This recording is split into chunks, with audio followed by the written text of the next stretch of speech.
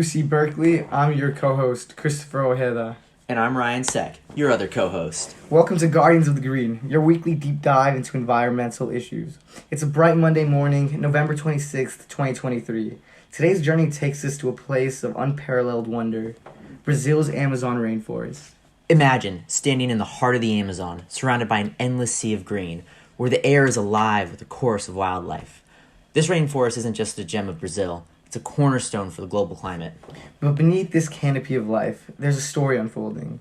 The Amazon, the majestic world of vibrant biodiversity and ancient cultures, is facing threats that could change it forever.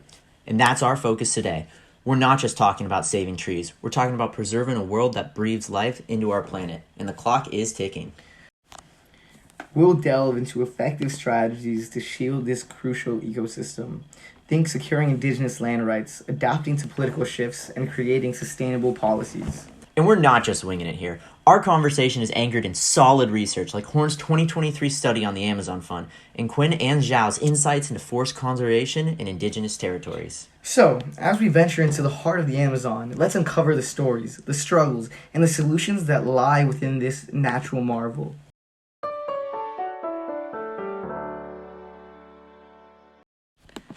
Let's start with the REDD+ program and the Amazon Fund. Under former President Bolsonaro, these initiatives face significant challenges. Brazil was once a poster child for conservation. For most of the past 2 decades, the nation protected indigenous lands, cracked down on illegal logging, and began monitoring forest loss more carefully, resulting in a perceptionist decline of deforestation. However, in 2019, Bolsonaro, a far-right candidate, was elected to the presidency. And since his tenure began, he has stripped enforcement measures, cut spending for science and environmental agencies, fired environmental experts, and pushed to weaken indigenous land rights, among other activities largely in support of the agribusiness industry. He is also a key agribusiness partner and supporter. Despite his recent election loss, his impact is still being felt as under his presidency, the Brazilian Amazon lost around 33,000 square kilometers of forest in a 3-year period, as well as a 150% increase in deforestation in the last year, according to government figures. This raises the question of how to protect Amazon despite administration changes. Indeed, but with President Lula da Silva's administration, there's renewed hope. The Amazon Fund, which rewards national performance in reducing deforestation, is back in action. The fund currently has a balance of $630 million to be spent on efforts to prevent, monitor, and combat deforestation, as well as to promote the preservation and sustainable use of the Brazilian Amazon. It's crucial, though, to remember that while these funds bring attention to deforestation, studies like those by Engelsen show that they do not necessarily stop it. They often fail to address the root cause, like the expansion of agribusiness and mining. Right, and it's not just about policies. It's about on-the-ground realities. Indigenous communities, like Brazil's Tablascada, show us sustainable circular economies are not just possible, but thriving.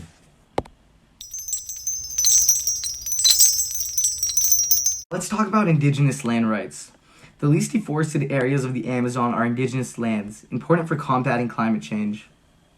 These lands are not just carbon sinks. They're reservoirs of rich cultural heritage and biodiversity.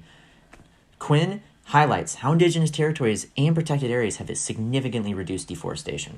But the fight is far from over. Since 2018, we've seen an increase in forest loss in these areas, a trend closely tied to the loosened environmental laws and the Bolsonaro administration's policies. Exactly, and the COVID-19 pandemic only exacerbated these challenges, with higher mortality rates among indigenous groups and increased encroachments on their land. Brazil's Supreme Court did recently uphold Brazilian indigenous people's claims to their traditional land. It did so by rejecting what's called the temporal framework principle, which had allowed native people to be kicked off their ancestral land. Hopefully, this will be the start of the returning of ancestral lands to the native people, as there is no better protectors of the forest than those who've been guarding it for centuries.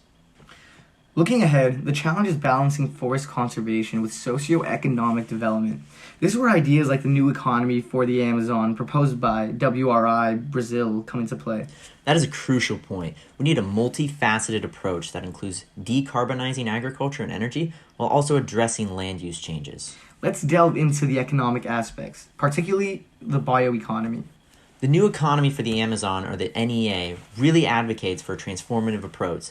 It's not just about halting deforestation, but also about fundamentally changing how we approach agriculture and energy, making them more sustainable and less carbon intensive.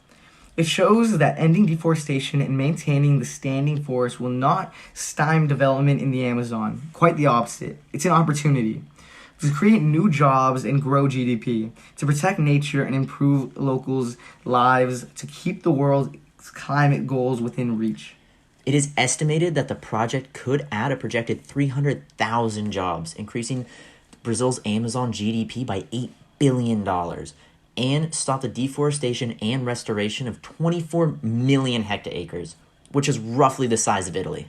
Exactly, Ryan. When we talk about bolstering agriculture and livestock productivity under the NEA, we're not just talking about higher yields. We're talking about doing it sustainably in ways that respect the forest and its invaluable resources. Right, and sustainable agriculture in the Amazon isn't a one-size-fits-all solution. It's about diverse, innovative approaches. For instance, agroforestry is a key component, integrating crop productions with tree cultivations. This not only enhances biodiversity, but also improves soil quality and carbon sequestration. Agroforestry is fascinating because it mimics natural ecosystems. By planting a mix of crops alongside native trees, farmers can improve the land's resilience while also providing a habitat for local wildlife. And another vital element is polycultural farming, which involves growing multiple crop species in the same area. It's the antithesis of monoculture. This diversity reduces pest problems and decreases the need for harmful pesticides, promoting a healthier ecosystem. Sustainable livestock practices are also crucial. This means moving away from the extensive cattle ranching, which is the major driver of deforestation, towards more integrated systems. For example, silvopastoral systems combine tree planting with pasture, creating a more balanced and productive environment for cattle. Absolutely, and let's not forget about technology. Precision agriculture can play a big role in sustainable farming, using data and technology to optimize crop health and productivity while minimizing environmental impact. All these methods point to a significant shift in our economic paradigm, from destructive, carbon-intensive practices to a bioeconomy that not only values, but actively nurtures the standing forest. Mining plays a big part in this too, doesn't it? The Amazon is rich in minerals essential for a low-carbon economy, but mining practices need to prioritize environmental and social impacts. The NEA's transformative approach is ambitious, but how do we really implement sustainable practices, especially in areas like mining? That's the million-dollar question, Ryan. Sustainable mining in the Amazon must start with stringent environmental regulations. This involves impact assessments that are not just a formality, but actively shape mining projects to minimize ecological damage. Right, and it's about adopting mining techniques that reduce the environmental footprint, for instance, using technologies that reduce water and energy consumption, and managing waste more effectively to prevent pollution. Exactly. It's also crucial to involve local communities in these projects. This means not just a consultation, but active participation in decision making. It's about ensuring that mining benefits the local people and doesn't just exploit their resources. Shifting gears to policy reform, we're faced with a unique challenge in the Amazon.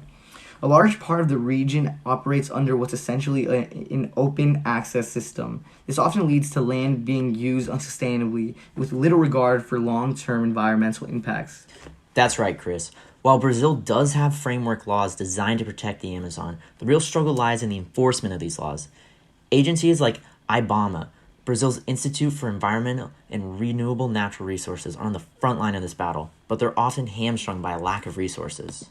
Effective enforcement goes beyond having the right laws on paper. It requires a well-funded, well-equipped, and well-trained agency to monitor, prevent, and penalize environmental violations.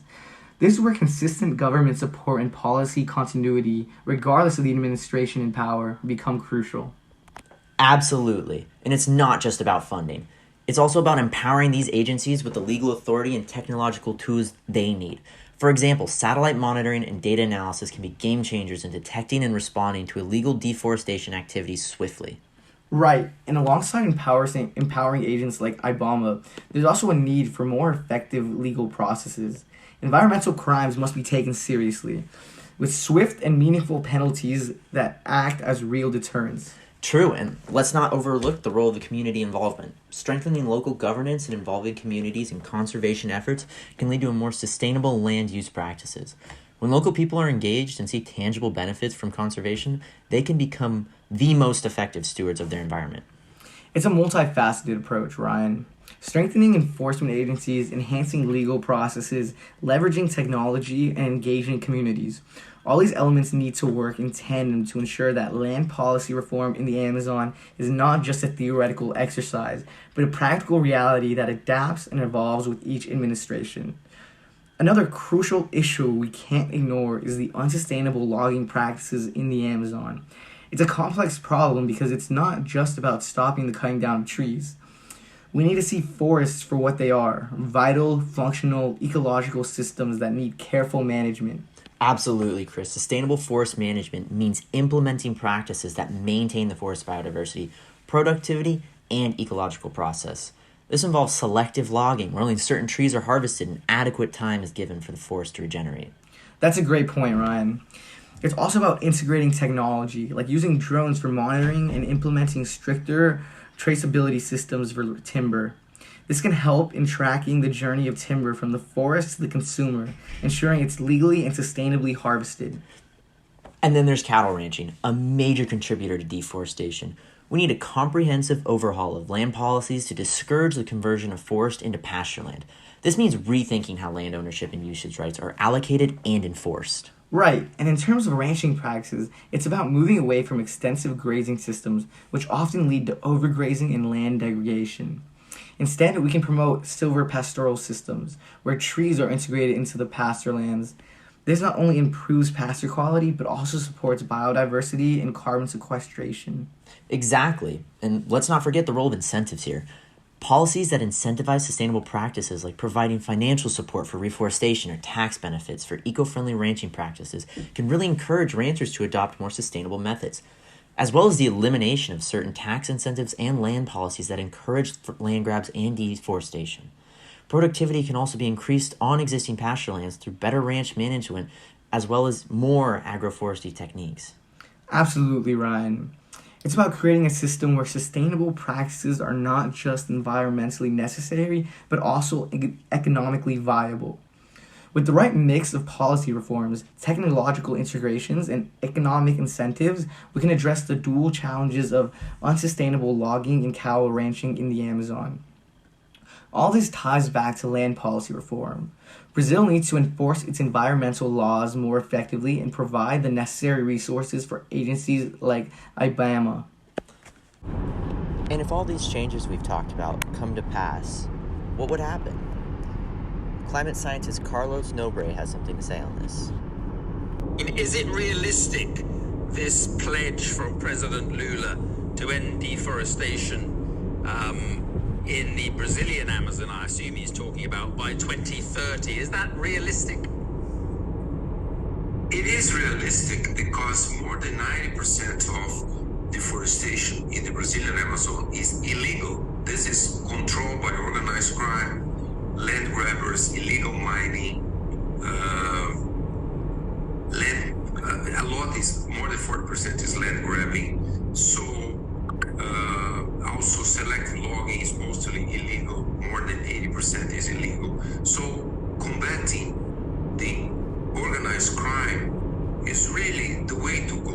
And all Amazonian countries are promising to do. We hope the summit will come to these conclusions to combat the organized crime. So that's why I think it's doable, really, getting to zero deforestation, zero forest degradation, even before 2030, if we succeed in going in the direction that we are seeing in these first 7 months of this year. You know, the Amazon's future really is in our hands. It's a serious responsibility when you think about it. The fate of one of the Earth's most crucial ecosystems is at stake. Absolutely. As we wrap up today, let's not forget this. What happens to the Amazon touches each and every one of us. Its loss would be a tragedy, not just for Brazil, but for the whole world. It's really a reflection of the larger struggle to preserve the richness of our planet. The destruction of forests destroys the homes, habitat, and food sources for the species that live there. It is estimated that 100,000 species become extinct in the tropical forests yearly. So true, and the decisions we make now are going to echo down through history. The Amazon, it's not just a rainforest. It's a vibrant hub of life, a symbol for hope and diversity. Thanks for tuning in to The Guardian of the Green. This conversation isn't over. It's just the beginning. Let's all commit to actions that safeguard our invaluable natural resources. And remember, each step towards a more sustainable world makes a difference. Until we meet again, let's keep pushing for a healthier, greener planet.